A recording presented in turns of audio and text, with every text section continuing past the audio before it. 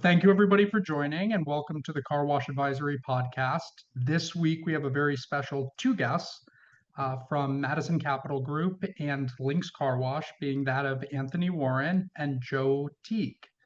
Thank you for joining us, gentlemen. Thank you. Appreciate it, Harry. And this is exciting for us. So I think to kick everything off, what would be most helpful for all listeners, viewers, and the alike is maybe if both of you could give a quick background on your personal and professional backgrounds, that would be super appreciated. Yeah, good. Anthony, I'll let you kick it off. All right. So I always kind of like to make a joke that, started washing cars at 17 and never got a real job. So, I've been in the car wash industry 17 years, started with Autobell Car Wash, full serve back in the day in high school, never with any intention of making this a long-term career. Spent 5 years with the Autobell team. It was a great experience, learned a lot about work ethic. Guys helped pay for my college, so great organization. Graduated with a accounting degree, kind of the tail end of the recession. And I got a interesting job offer from a group, Sam's Express Car Wash out of Charlotte, one of the early adopters of the express model in the Charlotte market. So, I took you could call it a gamble, turned down some bank jobs to go take a job as a site manager with the car wash startup, rolling out an express car wash group. So I spent, a long time with the Sam's Express team. Up until recently, was hired by Madison Capital Group to be the chief development officer to lead the Lynx Car Wash startup. So, we're 18 months into this, and it's been a absolute blast. Learned a lot, and these guys have a absolute fascinating approach to how to do car wash funds, how to structure this, kind of a different outside perspective than some of our other competitors. Very good. So yes, this is Joe Teague. When I graduated from college a long time ago, I practiced in public accounting for a while, then went back to law school at Chapel Hill. And having a CPA and a law degree, the first thing you get pigeonholed into when you practice law is you're a tax attorney. And immediately got into like-kind exchanges under 1031, and over the years developed an expertise in that area and kind of evolved into commercial real estate development. And several years ago, left the private practice of law, came over to Madison Capital Group to be their president and partner. And then a few months ago, back in the early part of 25, I backed away from Madison a little bit as an officer, and now I've come over to Lynx Car Wash and Fresh Stop, which is a convenience store chain, to help run those kind of in startup mode. And there's a lot of tax components to both of those verticals that I think's been my expertise has been very helpful in that. So that's how we got here. That makes complete sense and is super helpful by way of background. But you guys really aren't a startup anymore. You've been around the block. You guys are growing quite quickly, no? No, we are, but it's still startup Correct. vibes. It's a very fast-growing startup. And how many sites are we up to today? Currently, we are operating 14 units. We've got 7 development properties with a couple of them under construction. And we've got several sites that we are closing on in the very short-term future. That's exciting. And for all the listeners out there, Anthony and I have had the pleasure to become close with one another over the last 2 years, I would say. And Yep. It's always an absolute pleasure. And one of the reasons that I wanted to make absolute sure that we had Joe and Anthony on the podcast was Lynx and Madison Capital Group are doing something very unique that we've never seen in the car wash space, which is a different approach really to the capital structure via utilization of a DST type approach. Is that right? That is correct. Absolutely. So Madison Capital is one of the larger DST sponsors in the country. So we have a lot of infrastructure in place, a great wholesale team that works with the different reps and broker dealers to sell the DST interest both in storage, in self-storage and multifamily. So this will be our first venture, and I think maybe the first DST in the car wash space that we just kicked off, just hit the marketplace with it a week ago. Congratulations. And for all the nincompoops Yeah. out there, such as myself, Joe, would you mind explaining what a DST is? Yeah, sure. DST stands for Delaware Statutory Trust. And years ago, the IRS acquiesced through a couple court cases to recognize that buying a interest in a DST is the equivalent of buying a direct interest in real estate. And why that is important is because that allows someone to do a like-kind exchange into a Delaware statutory trust, because it's considered an interest in real estate and is therefore eligible replacement property. So it's mainly structured and built for kind of the small like-kind exchanges. Think $100,000, $500,000 investor that has an exchange. It's not big enough to really go out and buy a single asset by themselves, and so it's a marketplace for them to do the exchange. And so this means that for oh, go right ahead, Joe. Go ahead. Yeah. No, Please, go ahead. please. Well, I was going to say, just so I can wrap my head around this. So for somebody who wanted to utilize a 1031 exchange in buying a whole property, a DST is an alternative for them to feel that same benefit and be the beneficiary of it without buying an entire standalone unit. That's correct. That's right.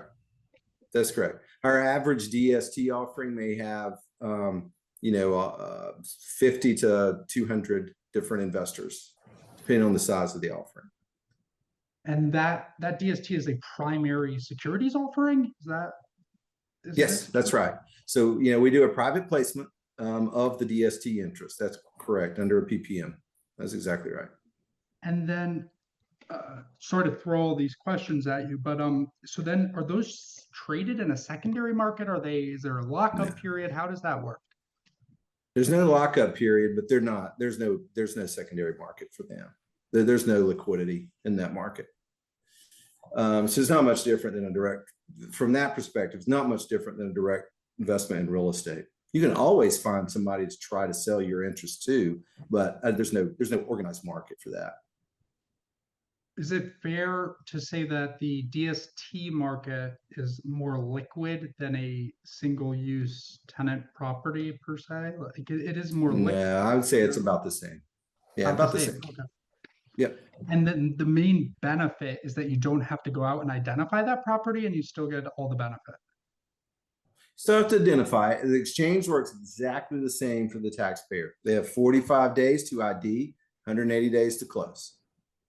Right? It's typical 1031 exchange.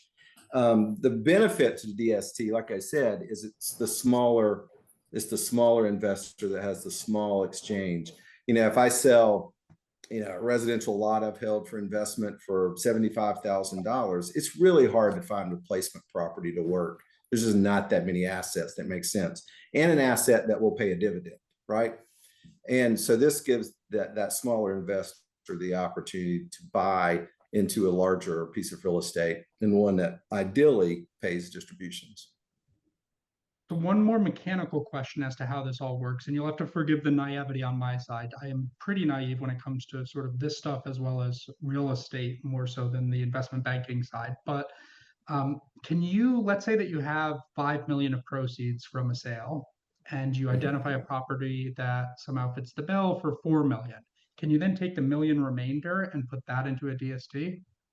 Yes. You can identify up to 3 pieces of property as your replacement. So it's kind of like a fungible plug to match. Yeah.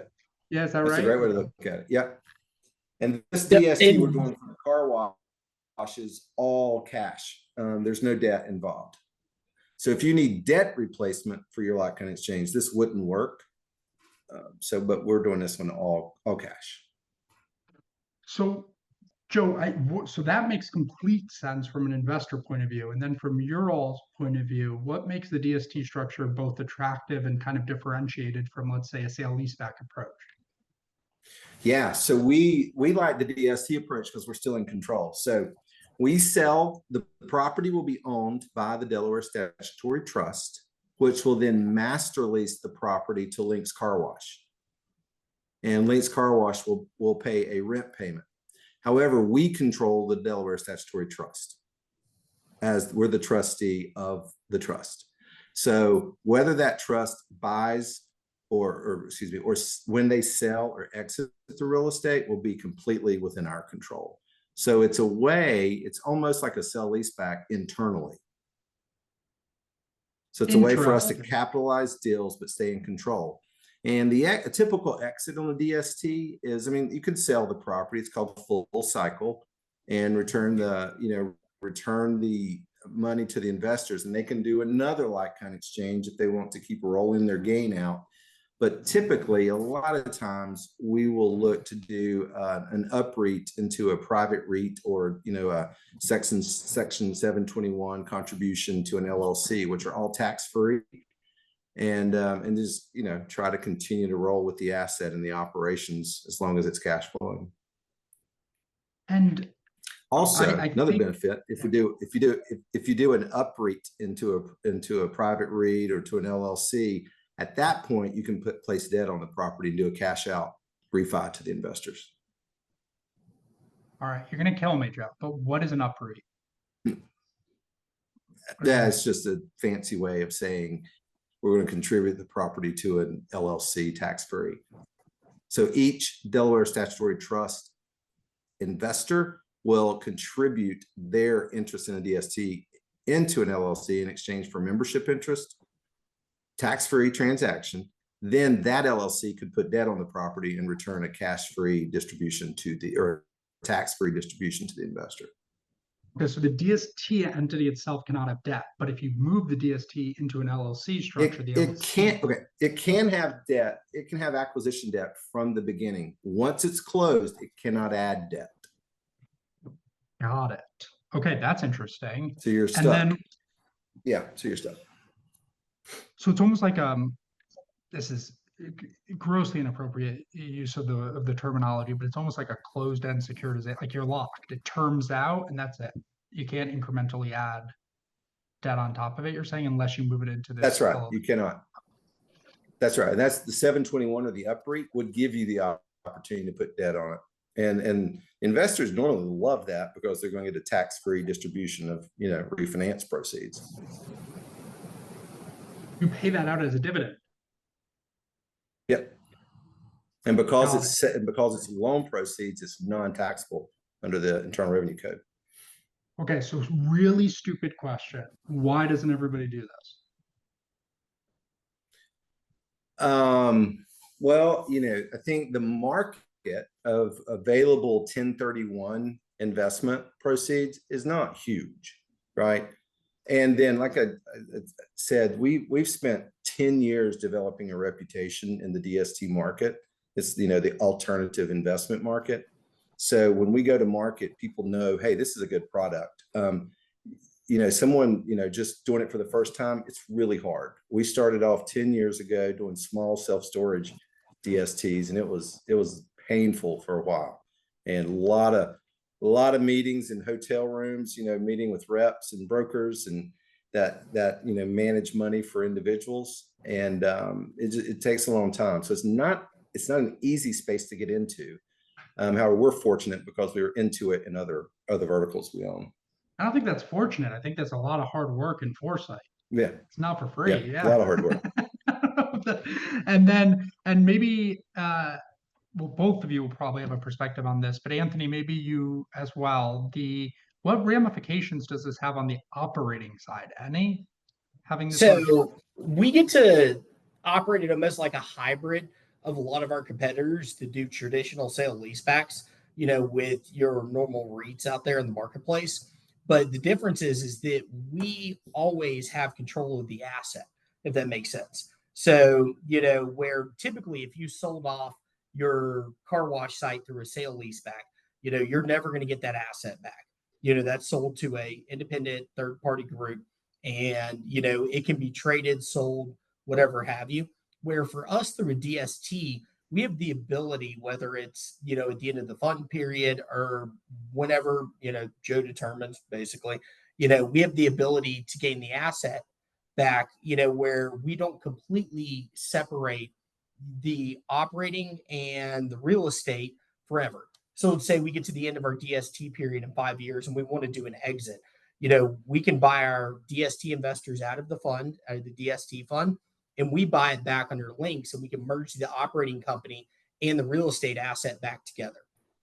And so it allows us to operate it very similarly to like a sale leaseback, but all of our competitors that do so don't have the ability to get the real estate back whenever, they take it to market. So, it allows us to have an exit strategy that's a little more unique. And so, it's identifying the right assets that are going to fit for a DST. These are sites that are greenfield development, or they're sites that, are just recently constructed that, there's not a big goodwill value. It allows us to buy a site based on the real estate asset value, place it into a DST, then Links becomes the tenant. And then at the end of the DST period, then Links could purchase the real estate asset back, if that makes sense. It's almost like an in-house REIT's the best way to put it. Yep, that's right. Gentlemen, when you say you can purchase it back, and again, you're gonna have to bear with me with the naivety, but that's not it's possible. That's you have the first right to do it. Correct. That's outlined in our PPM. Okay. Right. Because we are the DST manager. That's right. Can I ask you, so I imagine, and Anthony, you're alluding to this, and I'm sure both of you know a lot as to what the correct answer to this is, but does it have an implication at all in terms of your underwriting criteria? And whereas a different group that, let's say, was planning to use sale leasebacks and maybe junior debt versus a DST type structure that you're implementing, when you're looking at the same wash, do you ever find that the disparity in capital structure or funding model changes the way you're looking at a potential underwriting? Correct. And so for us, we actually run dual funds. So we have DST fund, and then we have our Links Opportunity Fund. This is actually the second one this year, Opportunity Fund 2, which is going to operate more like a traditional car wash fund. So that's more of a cash flow. It's not a real property interest. I don't want to speak incorrectly, but let Joe correct me. But for us, it allows us, to raise a fund for sites, let's say more mature assets that have goodwill value. They're a better fit for our opportunity fund because it still allows through pass-through depreciation, and it creates cash flow distributions to our investors. So if it's a more mature, stabilized site, they go to our op fund. And then if it's a greener site that's more of a real estate property purchase with, minimal business value, then they can go into our DST fund. It allows us to kind of purchase, and place our assets in the particular fund based on, what the asset is. Sometimes it might be a remodel with improvements. It might be a site that just CO'd that has not operated as a car wash, or it might be a site that's 6 months into operating and open that we buy, very much like a real estate property, asset. And that's how we do the valuation on it in the transaction. Yeah, we're raising money in two different vehicles, Harry. One, as Anthony says, Fund 2, which is an opportunity fund. That gives that pool of investors someone who's looking for a little bit of a distribution check and a big accelerated depreciation write-off, right? Yeah. And then a decent exit, at least get their capital back plus a little return.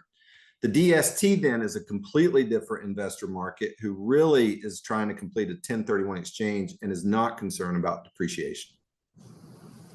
So it gives us two vehicles to attract two different investor pools and maintain control of the real estate.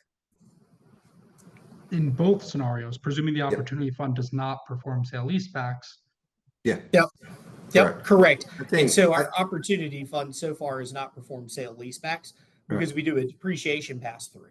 And so with, the big, beautiful bill coming through and 100% bonus depreciation, it allows for us to get up to, 1.5 times, levered depreciation multiple for our investors. So they can take a substantial write-off, from the depreciation on the assets. So, and then it allows for ongoing distributions from the cash flow of the stabilized asset. That's right. But do you guys, and this is a very pointed question, I don't mean to put you on the spot with it, but it's something that I'm personally very curious about. And mathematically, there's an answer, but I'm wondering if that mathematical answer does not exactly jive with practicality. The bonus depreciation, does that directly impact your underwriting in terms of ability and willingness to pay for assets, all else equal? Yes, it's a big Yeah. part of how we structure our deals. Purchase price allocation is, one of always make a joke that, whenever you do a deal, it's always like how much, how quick, and then for us, it's how is it allocated. So it's always, if you triage it, it's they always want to know what is the purchase price, followed by how quick am I going to get the money, and then for us, our big point on it is the purchase price allocation. So to take a look at an asset and depending on the age of the asset, is it something that's a 15-year-old car wash building that's going to need CapEx money that we're going to put into it, which then would allow for more depreciation? Or is it a new site that we can, capture the depreciation on the equipment and the facility because, and it allows for it. The big picture for us is it allows us to buy across all different types of car washes when we're out there where a lot of our competitors are on their fund structures. They're looking for mature, stabilized, cash flowing assets. They're buying on an EBITDA multiple, nothing else, where for us, we can buy everything from a, 15-year-old remodel that we need to go in and blow it out and, spend $2 million improving the site to, sites that are greenfield that just open, CO'd to sites that are mature and stabilized, that are 2, 3, 4 years old that, already have the cash flow, where a lot of our competitors have to target kind of one acquisition strategy. They want, the cash flow and the EBITDA multiple, or there's guys out there that do a lot of brownfield purchases, they buy them and they improve them and then they build the business. Well, for us, we can buy any type of car wash asset, in the from an express car wash perspective, if that makes sense. It's on 0.5 acres and it's a full serve with an 80-foot tunnel. Unfortunately, I can't make more land, but if it's got enough where we can get the same customer experience through that facility and it meets our demographic and competition density, densification strategy, then we can buy a car wash kind of from A to Z. And so that's what allows us to do it a little more uniquely than a lot of our competitors. Is anybody else doing this? I don't know of anybody, and it's pretty hard to get things past me in this space because have no life and this is all I do. But do you guys know of any other group doing this? I do not. DST? Yeah. No. Our tax attorney's at Safefarth, and he is kind of the premier DST person in the United States as far as legal goes, and he is not aware of another car wash DST that's been done. This is even Harry, our op fund is also very unique as well because we raise an annual op fund, because we don't do one single blind fund, and then do sale leasebacks to return, capital back to continue to repurchase. Where for us, we ran an annual fund, with a target of how many units and then a return for those investors. So we're able to go year by year, where for us, last year bonus depreciation was at 60%.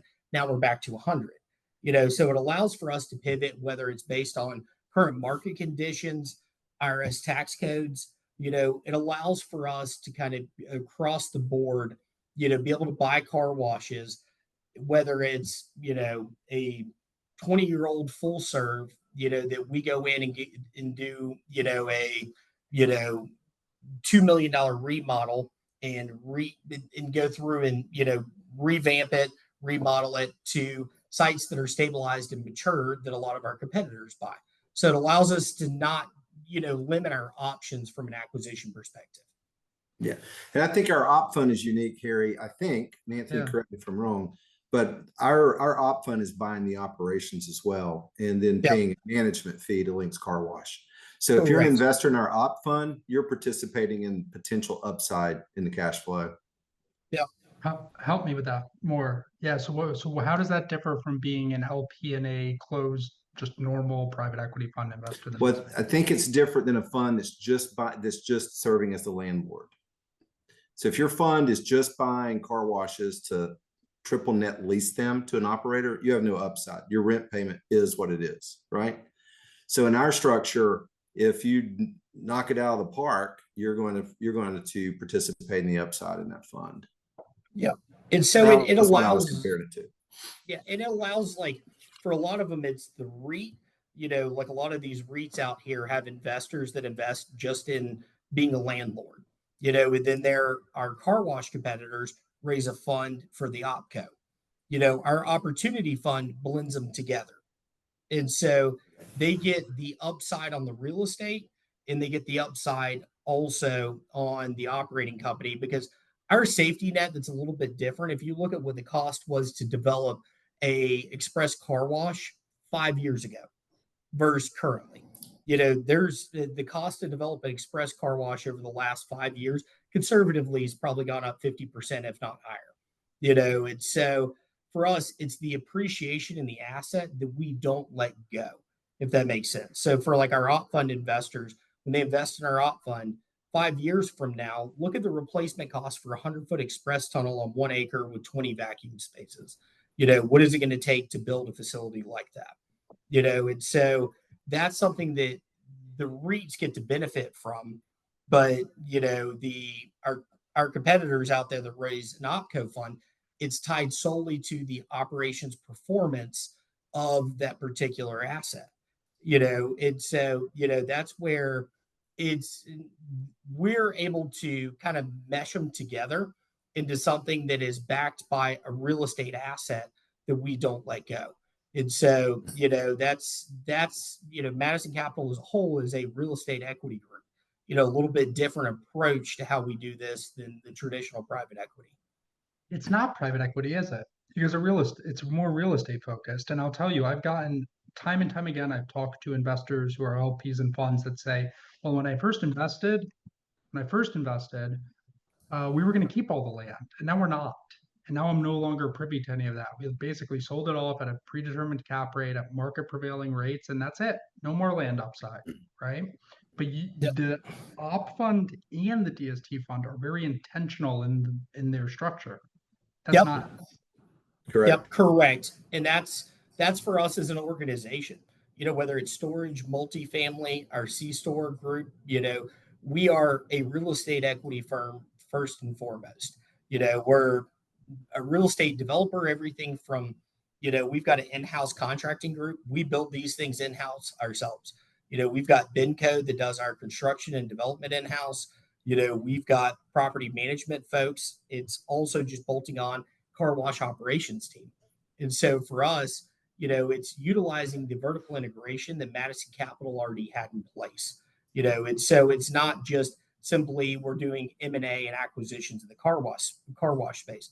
We can also, develop it greenfield, because there's times in the market, no different than, Harry, where 3 years ago, the guys that could build them, were doing extremely well. They're tough to build and develop. And so there's times where you should be more acquisition heavy. And there's times you should be more development heavy, depending on the market. And it allows us, we're doing both. And so we can, right now, I would say probably 80% acquisition with 20% development. But if the market turns, interest rates drop, then we have the ability to spend, and do more development and less acquisitions. Because, the Ryan Hanks have built a group, that from A to Z, everything from the real estate acquisition, the construction, development, entitlement, all the way through the operations, And so we basically bolt an operations company onto car wash, asset that we can build and develop in-house or acquire, depending on the market. Right. Now, are the expected, and goodness knows I'm not trying to get into the territory of predicted returns or anything like that, but is the return profile tremendously different or differentiated given all the tax deferment, any of that, or is it just different risk profile?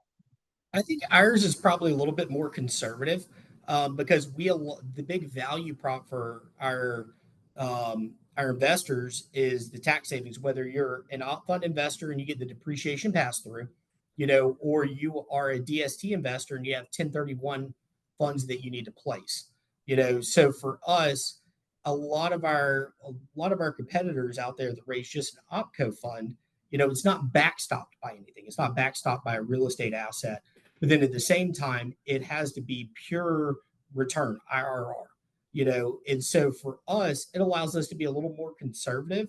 But then if you look at it from a fund investment perspective, it's what's your depreciation and how much are you going to save on your taxes, from a depreciation write-off, and then the return. Or for our DST in particular, allows for them to place 1031 funds, no different than they would on like a net lease purchase, but they could buy a portion of or a real estate interest of, and they don't have to take down the whole thing.